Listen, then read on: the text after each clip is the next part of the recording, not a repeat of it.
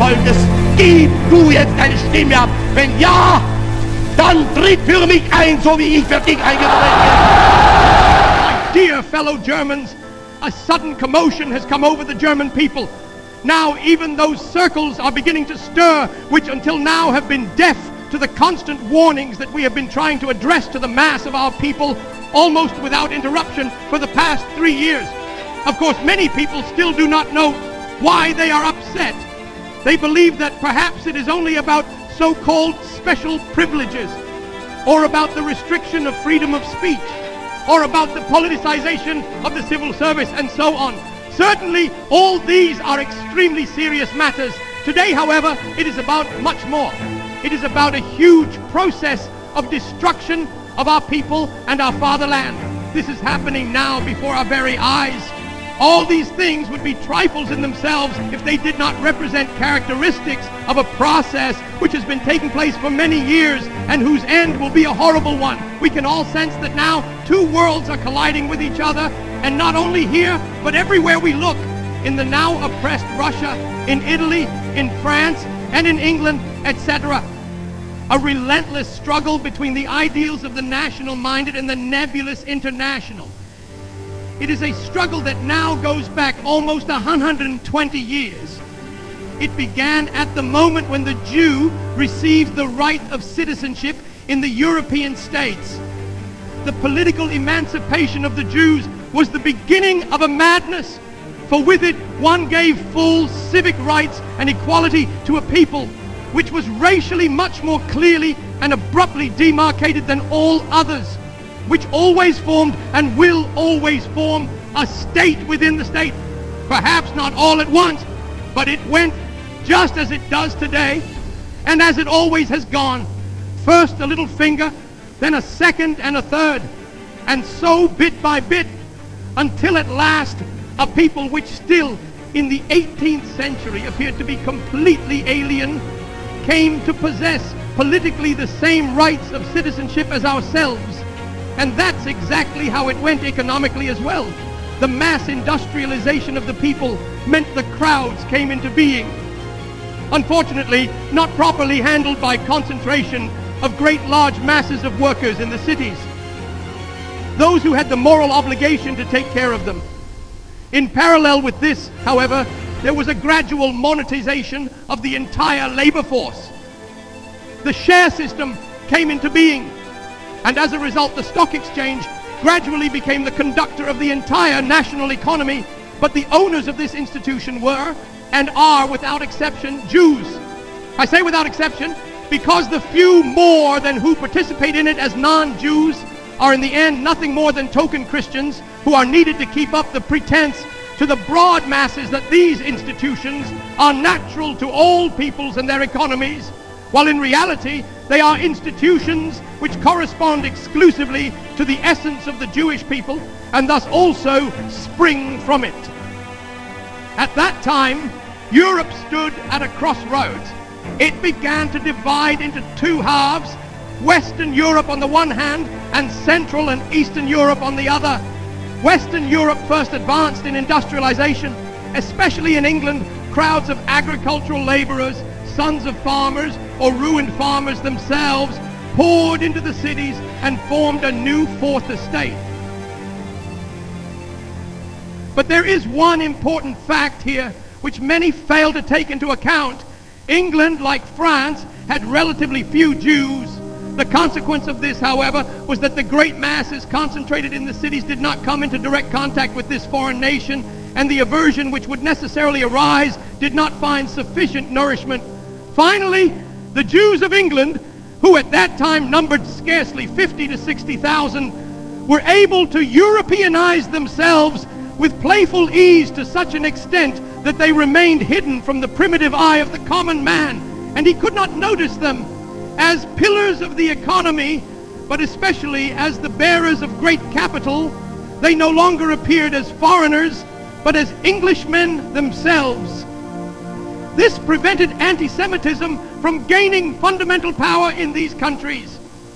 The same was true of France. Precisely because of this, however, it was possible to introduce in these countries the system known as democracy. precisely in these countries it was possible to establish a form of government that could mean nothing but the outweighing of intelligence and true energy by the sheer dead weight of the masses. In other words, it was possible there for the small class of Jewish intelligentsia hidden in the British people to manipulate the broad masses with playful ease in such a way that the latter, unaware of whom they were obeying, served the purposes of this small class. There, with press propaganda and control of information, it was possible to found the prototypical large parties. Even back then, there were always 2 or 3 groups that appeared to be fighting against each other, but in reality were all hanging on a gold thread, and everything was adjusted to a peculiar human characteristic. That man gets tired of something he has had for a long time. He wants something new. And so 2 parties were needed. One of them rules and the other one forms the opposition. When one party is played out, the opposition party comes to power, and the played out party now takes its turn as the opposition. After 20 years, the new party becomes played out and the game repeats itself anew. In reality, this is certainly an ingenious mill in which the interests of a nation are ground down.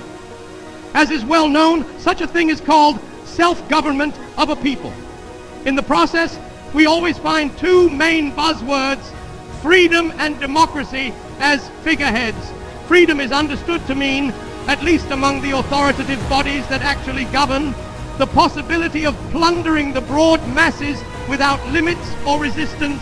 The masses themselves, of course, believe that freedom means the exercise of a very particular freedom of movement, both freedom of movement of the tongue and freedom to move about the streets, etc.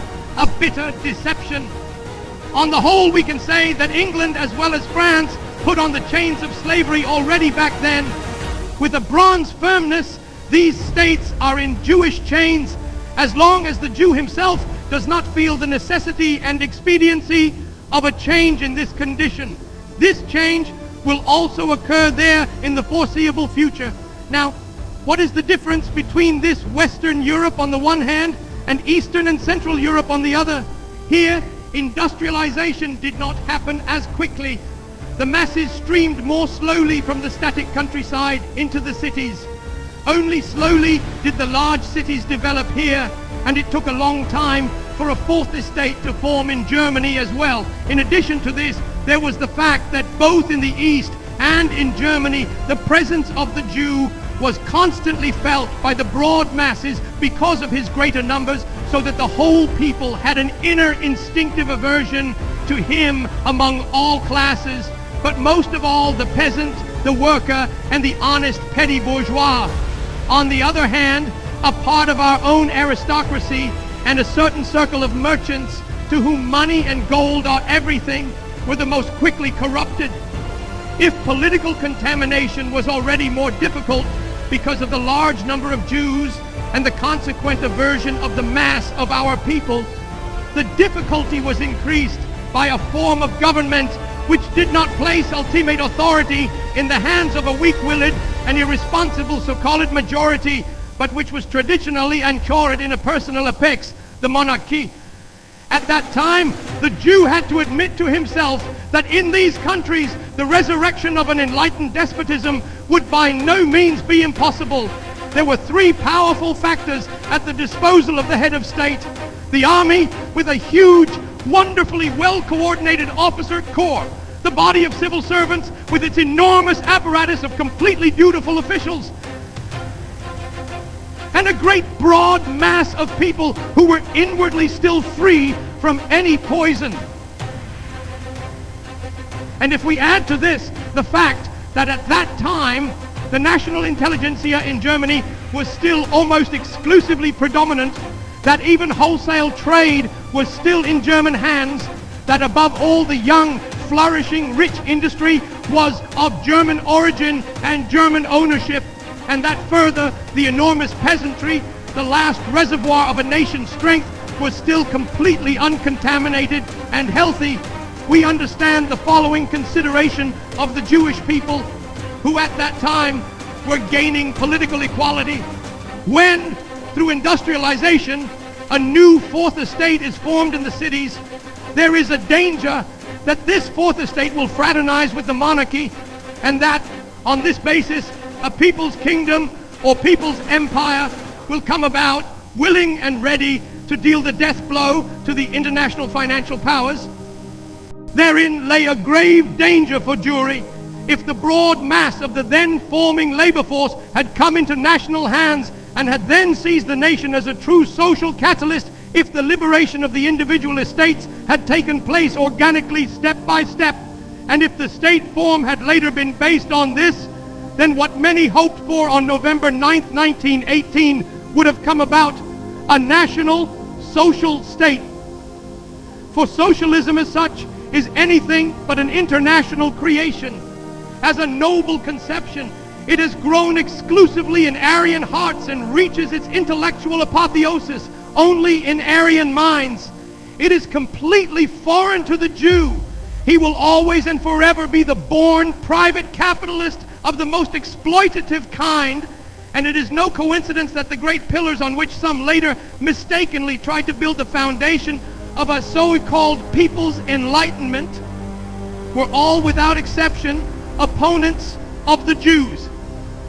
Millennia have inwardly hoped for a Germany of the German people, different in his whole being, which is entirely harmful to the Aryan, but the Jewry as a people for itself stands against us and will stand against us as a mortal enemy, always and for all time. Jewry has made a politically truly ingenious step. This capitalistic people, which first brought the unscrupulous exploitation of human beings into this world, knew how to take the leadership of this fourth estate into its own hands. The Jew became the founder of the social democratic and communist movements, and with extraordinary skill, he gradually played the leadership exclusively into his own hands by two methods. One he used on the right, the other on the left, but he had his apostles in both camps. On the right, he endeavored to exacerbate all the existing problems by emphasizing as much as possible those qualities which were repugnant to the man of the people, the poor devil, so that the latter would be incited as much as possible. It was he who increased and drove the greed for money to the extreme. He was the one who preached unscrupulousness in the use of any and all means, as a matter of course in business dealings, and by his competition forced the others to join in. He was the one who pushed hard-heartedness in the ruthless use of these means to such an extent that the saying, "business too marches over corpses," became self-evident. But it was he in particular who increased gaudiness in the most disgusting form to such an extent that it could only become a grave insult to the broad masses. While he thus corrupted the people on the one hand by his evil example, he destroyed them also in terms of blood. More and more Jews wormed their way into the families of the upper classes, and it was from the Jews that these families took their wives. The consequence of this, however, was that in a short time, the leading stratum of the nation became completely alienated from its own people. All of that was the prerequisite for his work on the left side. And he exploited these prerequisites brilliantly. And he succeeded further by ingenious use of the press to influence the masses so much that the faults of the left were seen by the right as the faults of the German worker, and the faults of the right appeared to the German worker as the faults of the so-called bourgeoisie. And neither of them noticed that the faults of both sides were the intended result of malicious foreign incitement, and only in this way does it become comprehensible that history's bit of staircase which could occur, that stock exchange Jews became leaders of a German workers' movement. And in all this, one can see how they work together so wonderfully, the stock market Jew and the workers' leader, the Financial Times and the workers' rag. They both pursue one direction and one goal, whether Frankfurter Zeitung and Münchner Post, Berliner Tageblatt and Rote Freiheit or Rote Fahne. They operate wonderfully together, while the company attorney, Moses Cohn, stiffens the resolve of his company so that it faces the demands of its workers as rigidly as possible, that is, Intransigently, his brother, the workers' organizer Isaac Cohn, is in the factory yard stirring up the masses. Look at them. They just want to oppress you. Throw off the chains, etc. And above, his brother helps to forge these chains in the first place. On the one hand, the Financial Times is eager to awaken the incessant addiction to speculation. Speculation on the crops and foodstuffs of the people proliferates in an unprecedented way. On the other side is the workers' rag, riling up the masses by telling them bread has gotten more expensive and this and that have gotten more expensive. Don't tolerate it anymore. Arise, proletarians, down with so-and-so. This process is practically complete in Russia. The whole of today's Russia is nothing more than a ruined culture and a mature colony to be cultivated by foreign capital, which must nevertheless draw in Aryan minds as practical laborers, for the Jew is not fit for this either. Here too, he is only rapacious and gluttonous. He knows no orderly economy and no orderly body of people. He steals everything over there in Russia. They take the diamonds away from the noblemen to help the people. But then the diamonds disappear into foreign companies, never to be seen again. He seizes the wealth of the church, but not to feed the people. No, everything wanders away and disappears without a trace. He has become completely irrational in his greed. He cannot preserve anything.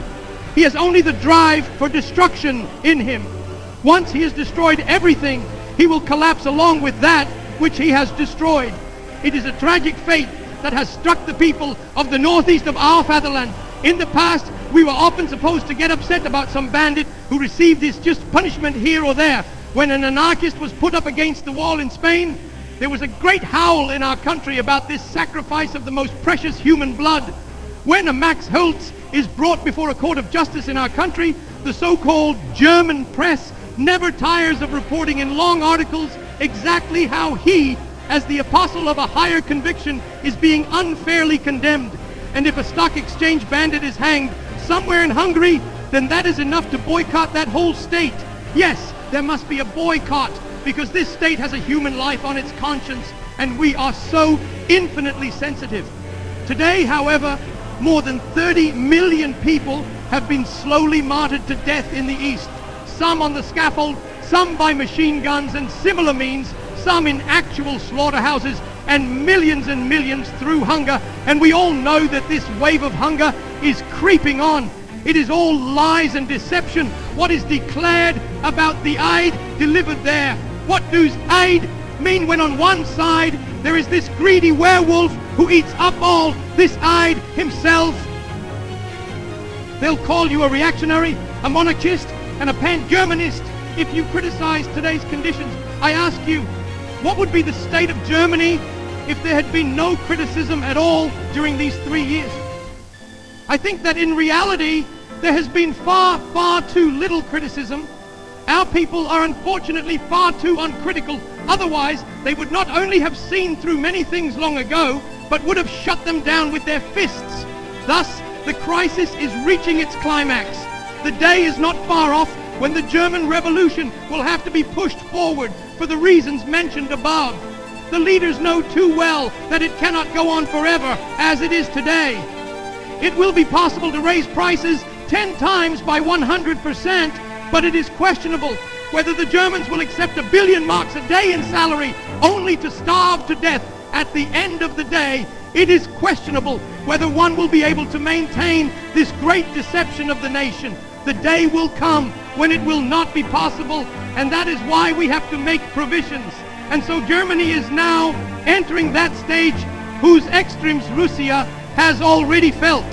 Now, in a last grandiose push, the criticism and resistance, nay, the honesty that is still present in us, is to be crushed. And this will happen all the faster, the more they see that one particular insight is beginning to take hold of the masses. The National Socialist doctrine, whether under ours or another name, more and more it gains ground everywhere. All these people cannot yet be in a party together, but wherever one goes in Germany, indeed almost in the whole world, there are already millions of thinkers who know that a state can only be built on a social basis. And secondly, that the mortal enemy of every truly social idea is the international Jew. Every truly national thought is ultimately social. That is, whoever is ready to stand up for his people so completely that he really knows no higher ideal than the welfare of this people. Whoever has grasped the meaning of our great song, Germany, Germany above all, in such a way that nothing in this world is higher to him than this Germany, people and country, country and people. He is a socialist. And he who sympathizes with the poorest of this people's citizens, who sees in each individual a valuable member of the whole, and who recognizes that the whole can only flourish when it is not composed of rulers and oppressed, but when all, according to their ability, fulfill their duty to the fatherland and the national community, and are valued accordingly, he who stands for the preservation of the strength and youthfulness of the millions of working people, and he who above all stands up to ensure that our most precious asset, our youth, is not prematurely used up in unhealthy, harmful work. He is not only a socialist but a nationalist in the highest sense of the word. But it is the teaching of this insight which appears as the most threatening danger to Jewry as the leadership of today's revolutions. And it is precisely this danger that pushes him to strike as quickly as possible, because he knows one thing for sure. In the end, only this young movement can threaten him. He knows the old parties. They are easy to please. A few endowments in the form of ministerial chairs and similar posts, and they fall in line. He knows one thing above all. They are so simple-mindedly stupid.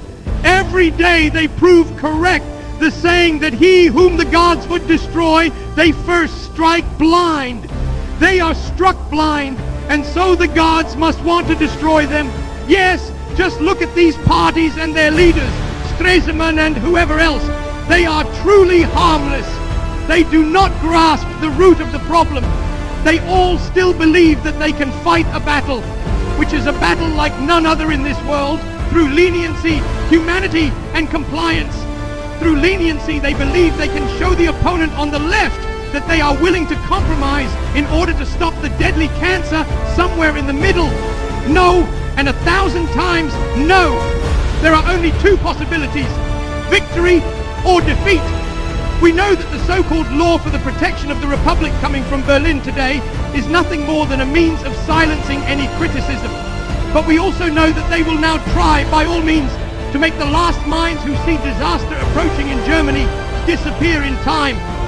That is why the population of northern Germany is being whipped up against Bavaria by means of lies and distortion. They have the feeling up there that in one corner of the Reich, the German people are not yet broken. And that is where we National Socialists have to intervene. We National Socialists are, by God, the most loyal supporters of our German fatherland. In 3 years, we have fought a battle, sometimes against death and the devil, but always and only for our German fatherland. We have come so far that in the end we landed in prison ourselves for our efforts. But there is one thing we want to say. We distinguish between the German government and the German fatherland.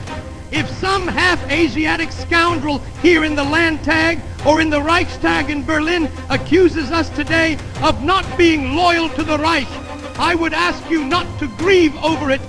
The Bavarian people has proven its loyalty to the Reich with its countless regiments, which fought for the Reich and were often buried 2 or 3 times under the earth.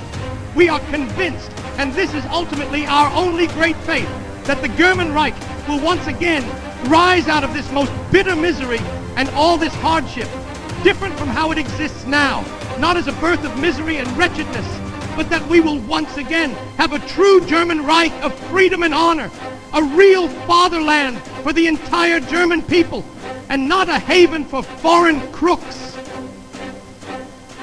Today people speak incessantly about federalism, etc.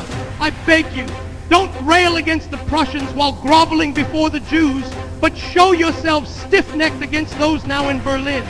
And if you do that, you will have millions and millions of Germans behind you throughout Germany, whether they be Prussians, Badeners, Württembergers, Saxons, or Austrian Germans. what we did not fear at that time, but rather foresaw, because I never said that it could come, but always that it would come, because it must come, and there is no way around it, has now come to pass. Because we foresaw this at the time, we resisted, and because we foresaw that today our task would not be complete, but that this too is only another step on the way into a morass of blood, we now ask you one last time, remain stiff-necked now and resist to the last.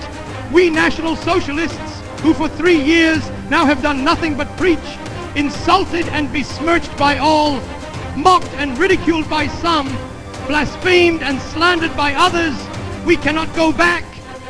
For us there is only the one straight path. We know that the fight that is about to begin will be a hard one. It will not be fought out in the Reich Court in Leipzig, nor will it be fought out in a Berlin cabinet. It will be fought out by those real factors that have always shaped world history up to now.